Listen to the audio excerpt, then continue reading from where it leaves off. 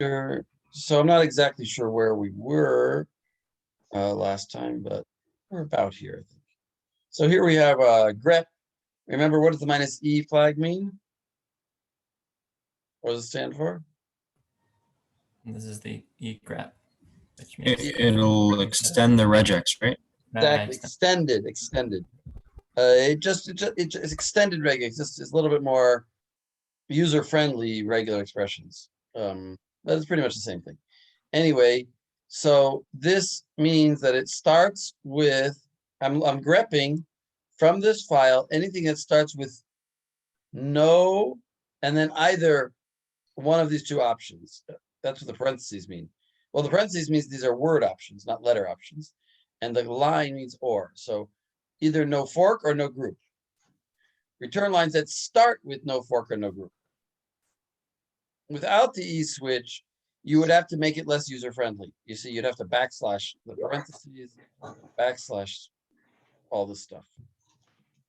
So it's actually very useful because if you want to actually search for, you know, no parentheses, fork, pipe, group, parentheses, then you'll just write it like this without the E.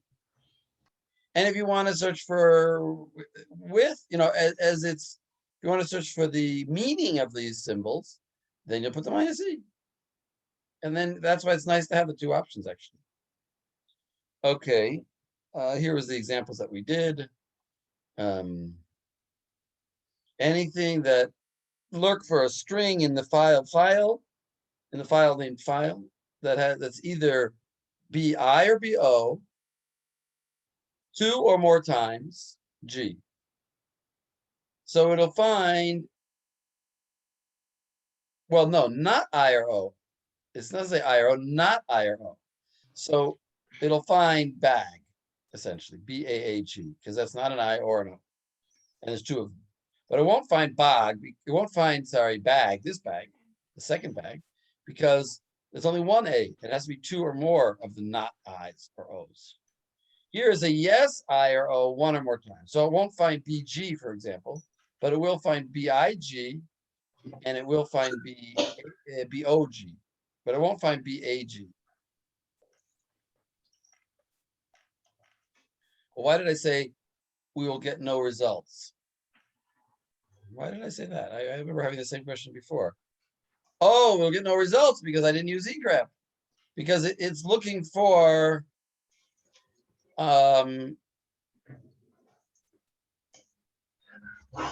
why? It's looking for mamish a bracket. In other words, I had to use egrep here. Oh, somebody's at the door. Wait a second. I gotta take a break for a minute. Just a second. Sorry, we just started. Try these guys out. Try these out on your computer and tell me what you get. And tell me what you have to backslash in these first two examples in order to get the right results. We'll get no results in those first two examples. What do you have to recording? Okay, so what you guys discover, oh, I should do a share screen. Boom, that. And what you guys discovered is that basically only the braces needed to be backslashed for the basically, yeah, because the shell tried to interpret them. Okay, you know, right. It thought it was like some kind of variable or something. Anyway, I don't know exactly what the shell thought, but with the egrep, everything works fine. Let me write that in though as a note here.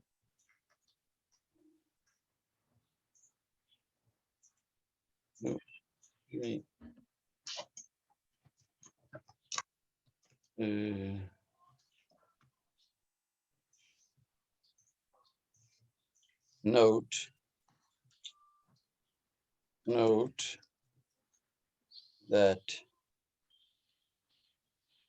backslashing the will let this work. Okay. Now, actually, I think I said this explicitly. File, view, present. Where did I say that explicitly? Here.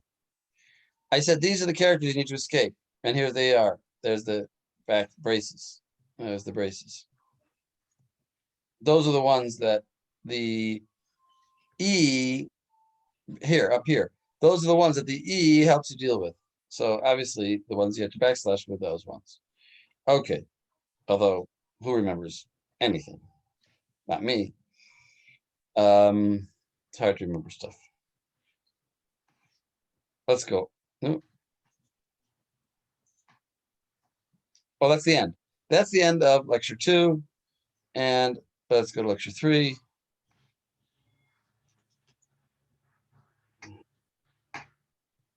And Unix system lecture 3.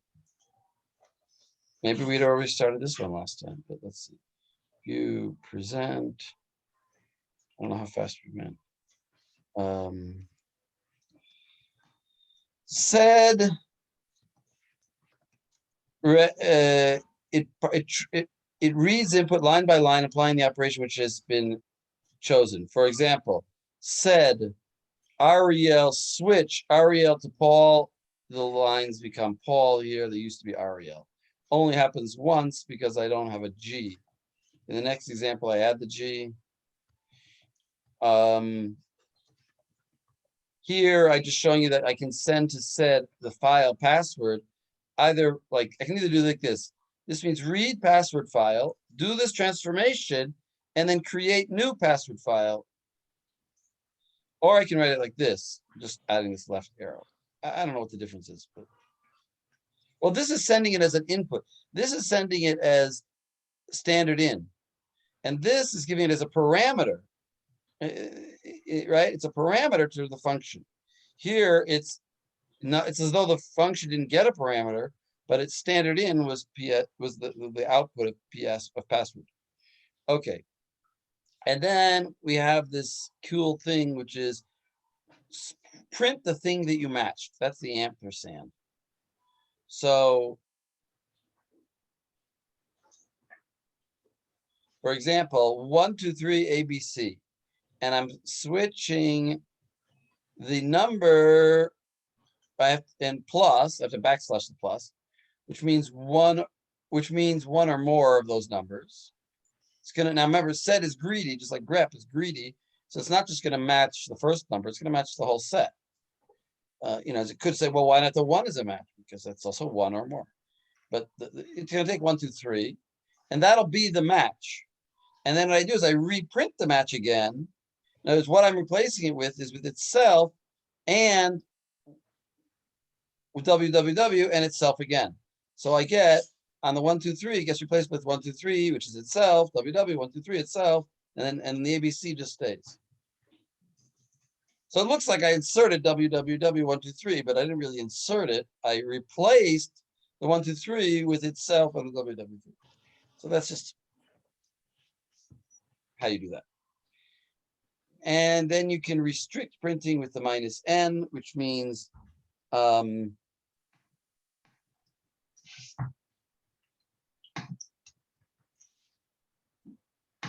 what does this mean? Switch Ariel.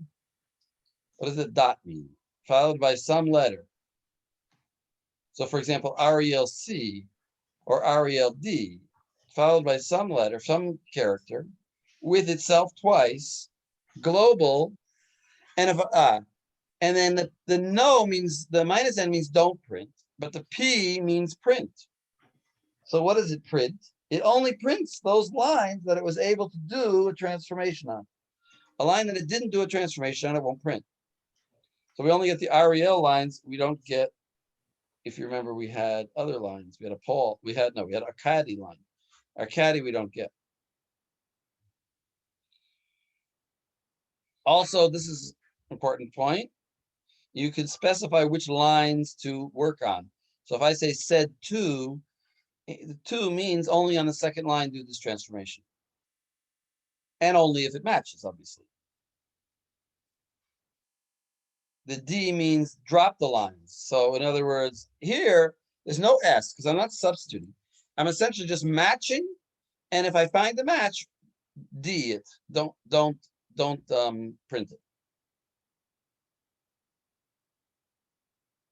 So the line that has bash and then $sign means the end of line. So the line that ended bash over here got lost, but the TC shells are still there. And then we already learned that the very useful caret and $sign mean beginning and end of line. And as we've been seeing, it can understand regular expressions, so I can give it here. What does this mean? This means from line 6 to $. $, means end. So in this case, it means end of the file.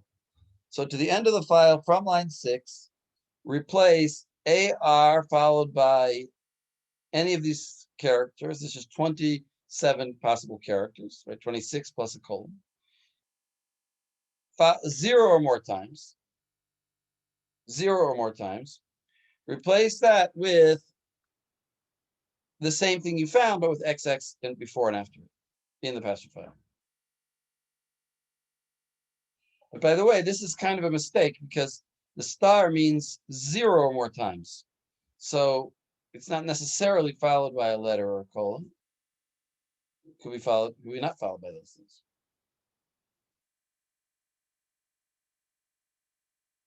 Combine upper, but it is helpful because if it is followed, it'll capture it. In other words, if after this AR is a capital Z, then it'll only be AR.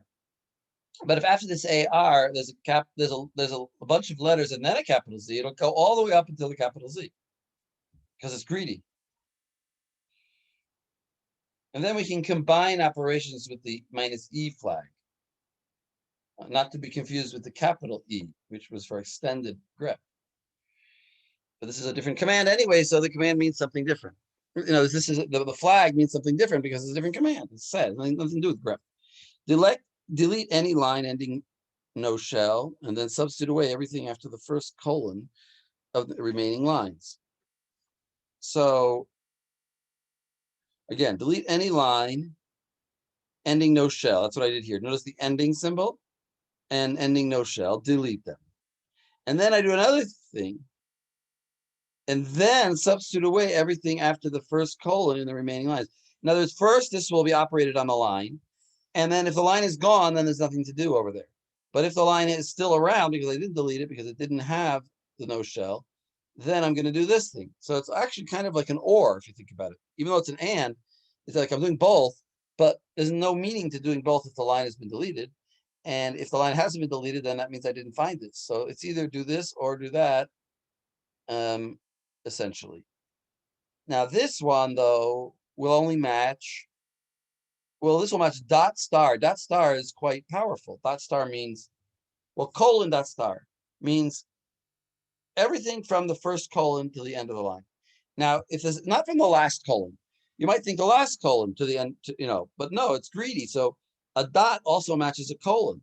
So if it's colon something, colon something, colon something, the first colon will be matched here, and this dot will match everything into the end of the line. So I'm basically getting rid of everything after the first colon, including the first colon.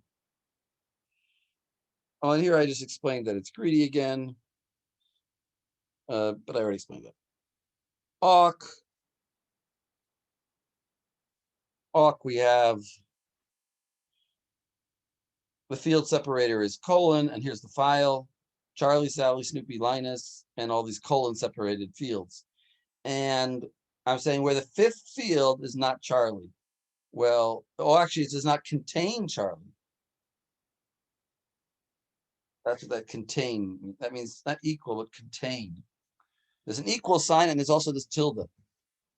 Tilde means contains. So does not contain Charlie. So if the fifth field does not contain Charlie, then print it. So I'm going to print every line except for the first line. And that's what happens here. Oh, but I don't print the whole line. I just print field number 3. So that's why I get this. 112 is this value here. 139, the third field.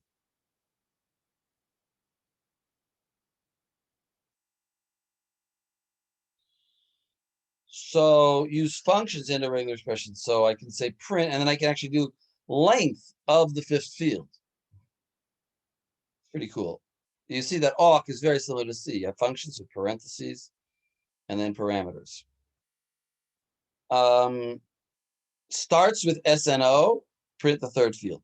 So the only line that starts with SNO is Snoopy. So that's what we get, his third field, which is 139. And then there are these special built-in commands, NF, number of fields, NR, number of rows.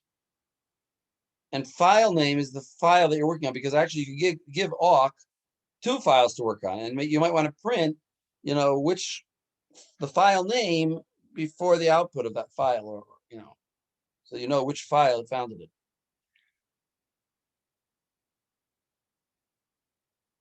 So here we have print $ number of fields. Now, if I would say print number of fields, what would I get? Number of fields is the number of fields. So what would I get, for example, for this row here? 1, 2, 3, 4, 5, 6, 7. I would get 7. That's the number of fields. But if I print $ number of fields, what am I going to get?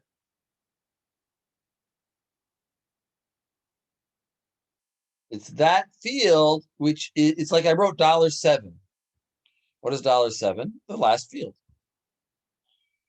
But I can print, therefore, the last field without actually knowing what is the last field. In other words, without actually knowing how many fields there are in a row. Are you guys still there? Yes. Yep. Yes. Okay, good.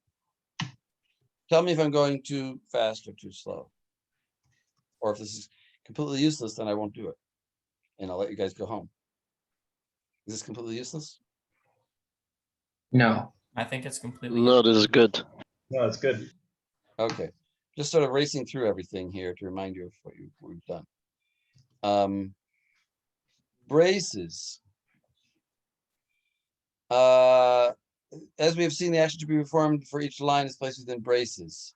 But there are actually 3 possible braces you can have in a program, in an awk program. Unlike C++, which has multiple braces. We basically have 3 braces. I don't know, you might be able, inside of a brace, you might be able to make more braces, although I guess you can. But I'm just talking on the highest level up, you can have basically 3 braces. So for example, inside of each brace, you could have other braces, but there are 3 essential braces. And they are the beginning brace, the middle brace, and the end brace. What does that mean? Whatever is in the brace that preceded by the word begin, that's something to be done only once at the beginning of the run on that file. So for example, in my example, I did a very logical thing. I printed the name of the file before I began dealing with the file. Right? That makes a lot of sense. Because before you actually print anything,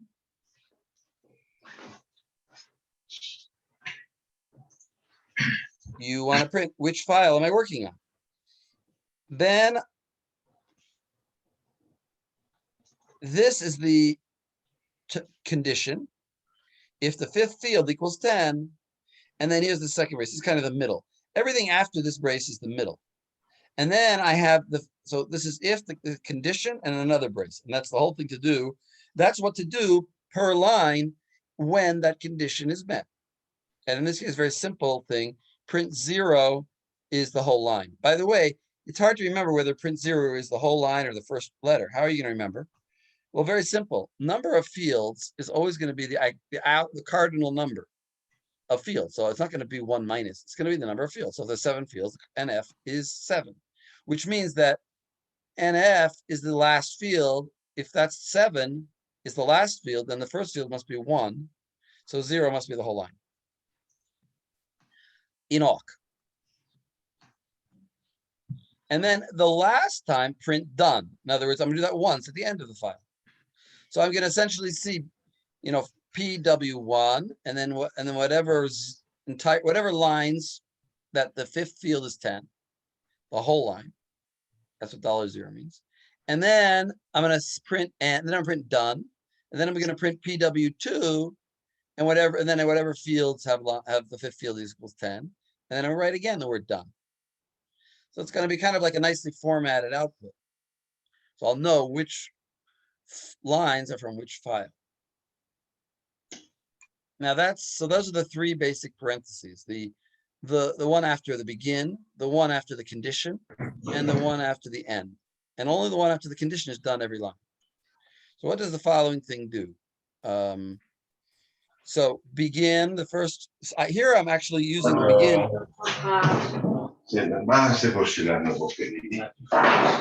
Here, turn your mic off. Thank you. I was going to do it. So here, what do we have? Here I just used to print the file name. Here I'm going to use the begin to actually initiate a variable. And notice that we make variables without dollar signs like C. Why is that? Because dollar signs are for the field numbers. So we don't use dollar signs for the variables, unlike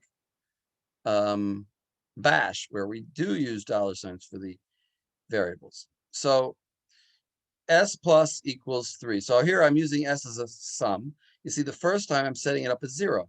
Start off my counter, my sum at 0, and then I'm going to keep adding S equals S plus whatever the third field is, and then print S divided by number of rows. Number of rows is how many fields there were, how many rows there were in the file.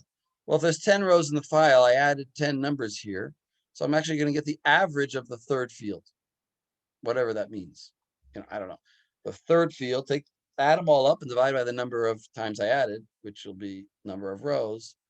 That'll give me the average of whatever the third field is. Another built-in variable is fs, which is useful. You can do it you remember we saw before, we did minus f colon, but I can also do begin fs equals and then define what fs is instead. So now fs is the field separator. I'm sorry, fs is defining the field separator, which is colon, and I'm going to check again if the fifth field contains brown, then print in this case, number of fields, the last field, dollar number of fields. Another example where I first say that the field separator is the number 2, and then I change it to the colon. So it'll be colon, really. And I can even do loops in awk if I'm really crazy about using awks. I love awk. It's my favorite thing. And I look at this as a crazy program. I think it's cool because I don't actually have a file. I just have a begin. Notice there's only one brackets. Here's a bracket, close bracket. That's it. I only do a begin, which means I don't do anything on the file. So therefore, I don't actually give it a file at all. Well, I give it a file. I'm not going to do anything to the file. So it's just a way of writing a program now. And what did I do? I started my counter at 1. I said as long as 1 is less than 5. I didn't show you how to get user input, but that's a different thing. But I think scanf. You don't have to give it like a dummy file or anything? No. It's never going to even attempt to read a file because I never gave it a second braces, brackets. Notice it only has a beginning section. Oh, here, even though here, if you notice, I've nested brackets. So essentially, it's again only. Well, here I put it all in brackets. I don't know why I did that, but not sure if this is necessary. Oh, yeah, I guess it is necessary because this is all the brackets. In other words, I use an if. Normally, you see, here I don't use an if. I just say if it's outside of the brackets, I'm just saying if the fifth field equals brown, contains brown, then do this. Now what I'm doing is I'm doing basically the same thing. If the third field is greater than 100, but instead of doing it in that format, I put it inside the brace, the first brace, and then I could use the C style if. Whereas before I didn't write an if. That was when it was outside of the brace. Now all I have is the middle brace, and I do if if the third field is greater than 100, then blah blah blah. Here we have print f. It's similar to the printf in C, but no parentheses. This is starting to get long for writing on the command line. So let's talk about writing awk as a standalone file. And then we write it like this, and it looks like a bash file. It starts with the shebang line. But now we don't write bash, we write awk. And we write -f to indicate that we're going to use it from we're going to read a file, the following file, like we're in a file. So it tells awk, hey, you're in a file. And this is the file. And I say begin equal, I define the field separator. I have to do it this way now. I can't do the -f because I'm not being run in that way. I'm being run as a file. So anyway, I define the field separator and I print the third field. Now, how do we run it? We simply pass to awk the file. Awk1 is the name of this program. Now, as I save this as a file called awk1. I could also call it George or Michael or Poodle, but I called it awk1. And now this file will be passed to it and it'll be processed according to this file. So that's just more convenient than writing it, trying to fit everything onto a command line. I guess it's harder to edit. Now I can use an editor and I can save it for future use. Shebang line we talked about. Here's a file with a 4. And notice the 4 is like C++, and it can use print. You don't have to use printf, you can just use regular print. Okay, that's the end of this chapter. Let's do chapter 4.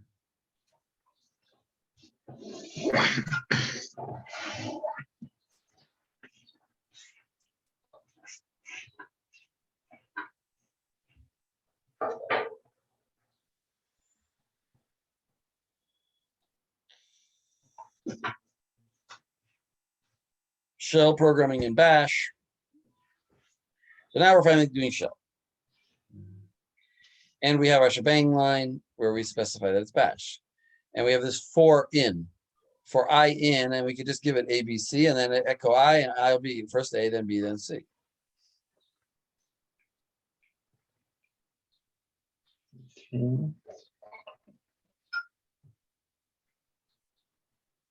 You can add comments. Do not do this with no spaces. Example, my variable equals hello. No spaces.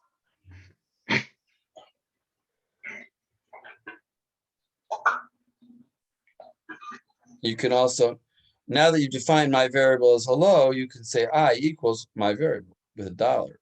Indicate. So when you define the variable, when you have the variable on the left side of an assignment operator, it doesn't take $. Again, when it's on the left side of an assignment operator, no $. Only if it's on the right side of an operator, of an equals operator, or anywhere else in a program. Only for assignments is it illegal to put $. there. But what happens is if it already existed, it's not going to, the compiler won't scream. It'll just think you're redefining it. So here's a for loop. And what do I do here? I say ls my directory. So for I in the result of ls my directory. So whatever ls is going to give back, I will have that result. And then it'll do echo $A, $I. What's $A? You said it was nothing. I said it was nothing over here. So I'm printing nothing and then whatever is in my directory, clum1, clum2, clum3. Okay. There is a command exit and it will just end the program right away. So even though this is a loop, it's only going to print one thing. Does exit leave the loop or the whole program? The whole program. Okay. I believe there's a break, although I'm not sure.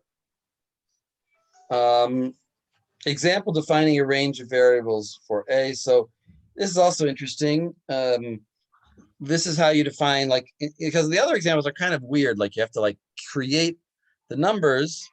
In other words, I have to do the ls and then get those results, and then I takes on each of those values in turn. But well, how do I do just this? I want I to go up by 1 every time. How do I do that? So I can do like this. I can use this special shell command, which is it's a general shell command, a general bash command, which basically means generate a list. In other words, when I write braces 0.10, what it means is essentially it's as though I wrote 0, 1, 2, 3, 4, 5, 6, 7, 8, 9, 10. In other words, I generated that list of numbers. So when the 4 gets it, he just sees from his perspective 11 numbers. and I gets on each of those. And so welcome I times will print out welcome 0 times, welcome 1 times. Now by default, the incrementation is 1, but if you write a .2 or any other number, it'll increment by that number.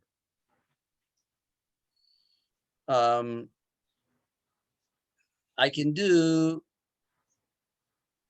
if. I can do an if the I that I got is not equal to clum 1, then echo it. So in one case, it will be clum 1, but all the others, it won't be. So in those cases that it won't be, I'll print it. Notice I'm comparing this to a string. So I use the not equals symbol. That's how you compare strings, equals or not equals, with the symbols. When you're comparing numbers, you actually use the minus, you use the words like NE, not equal, or EQ.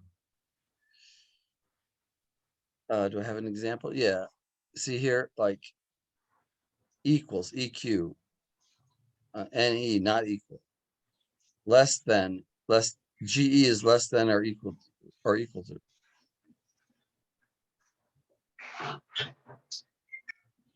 Sorry, GE is greater than or equal to.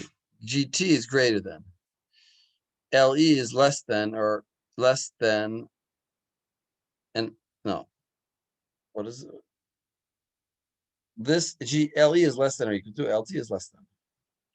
These are for integers comparing two numbers. When you're doing strings,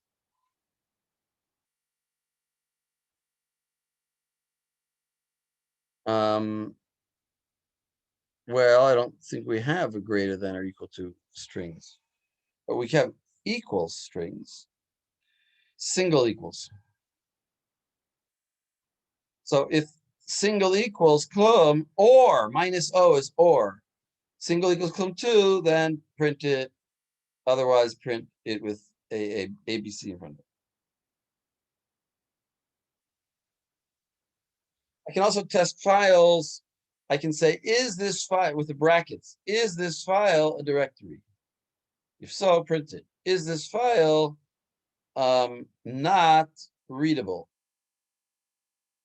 Is it not true that this directory / file, so this file in this directory is readable?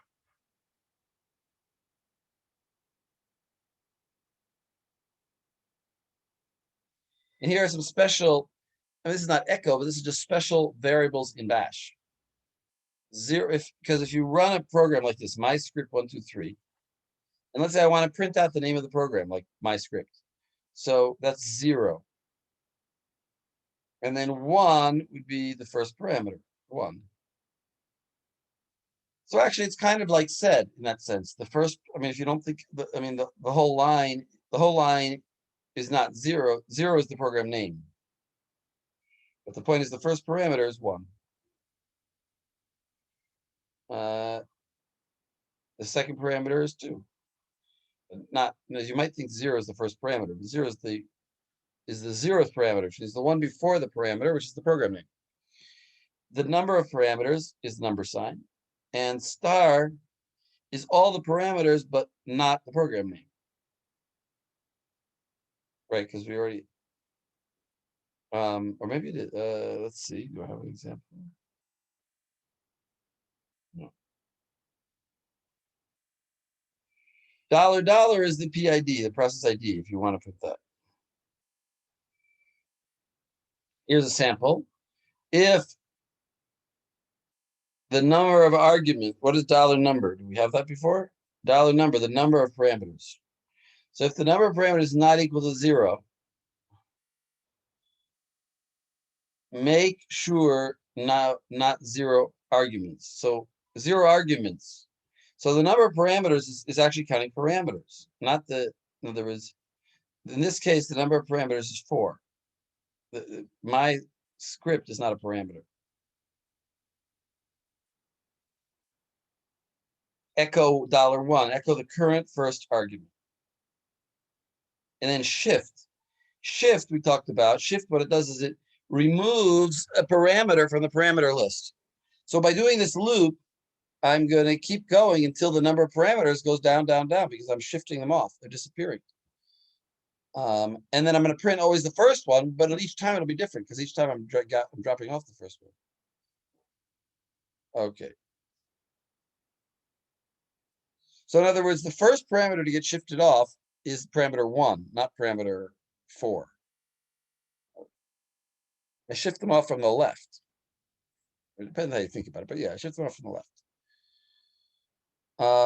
So for input output, we have read and printf. And you also have regular print.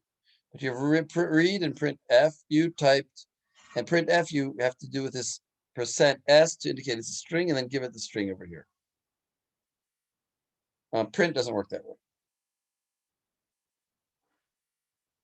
Read examples. While read, do reply.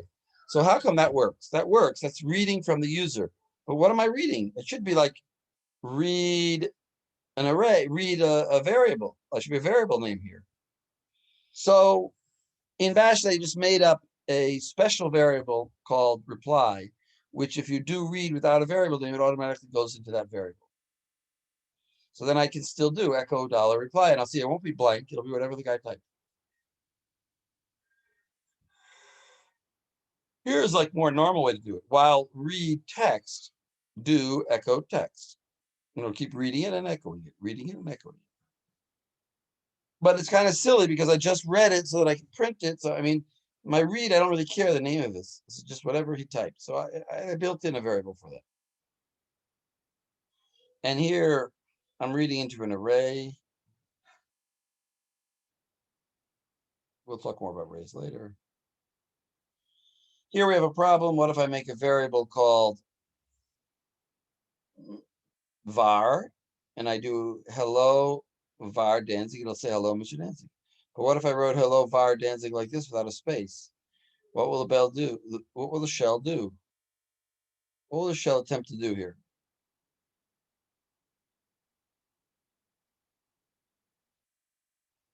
It's gonna think it's one big variable, Yeah, and so it's going to look for what variable? var Danzig. Yeah, and where is it going to look for it? I don't know, but it's not gonna exist.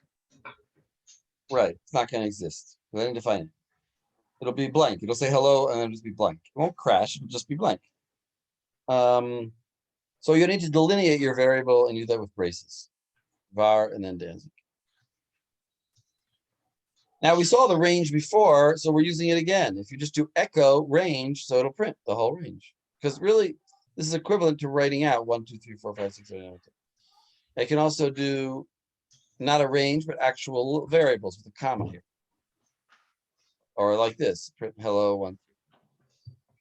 Echo, and if I do a comma without something in front of it,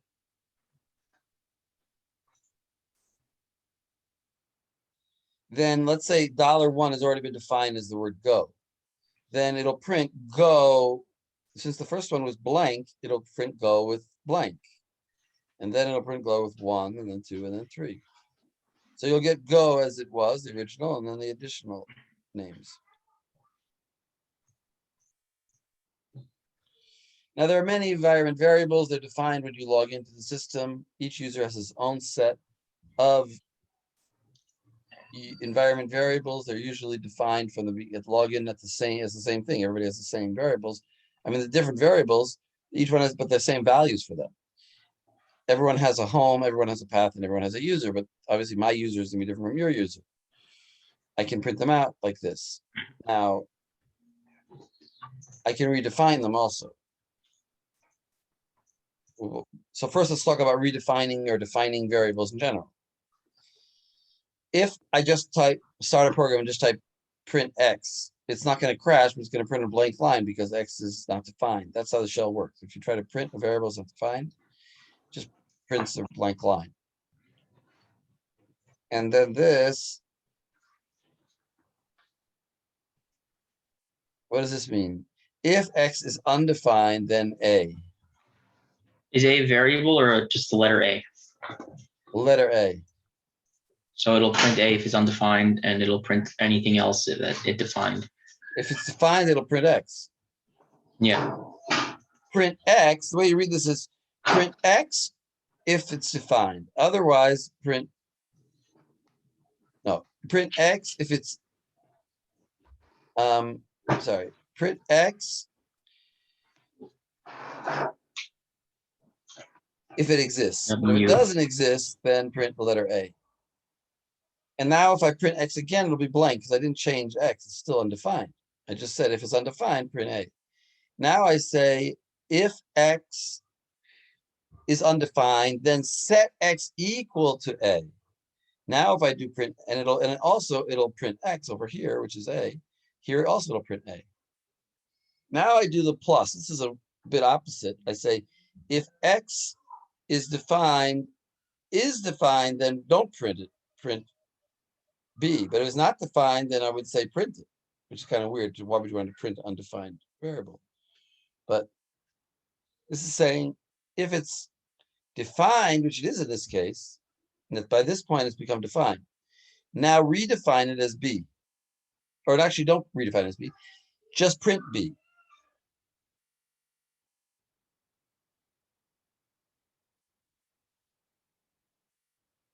And then you could do, we'll print a blank line because what's B? A blank line. But I can define X as apple. And then I can print 1:2, which will print from index 1, print 2 characters. That's what that means. Doesn't mean print from character 1 to character 2. It means the 2 is how many characters I want to print. And the number is where to start in the string. These are special string commands in the bash, or not string commands, variable commands.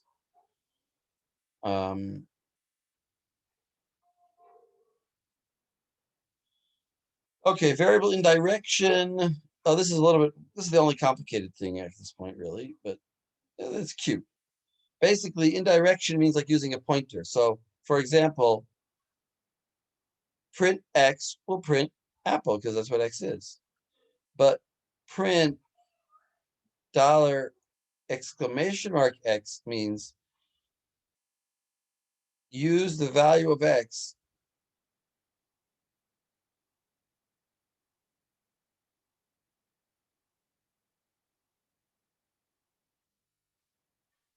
means use the value of X, which is the word apple. We found out over here.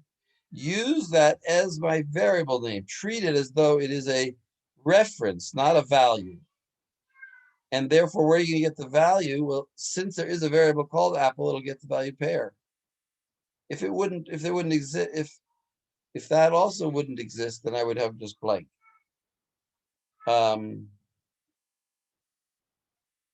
Here is a script to print all the files containing the string fork.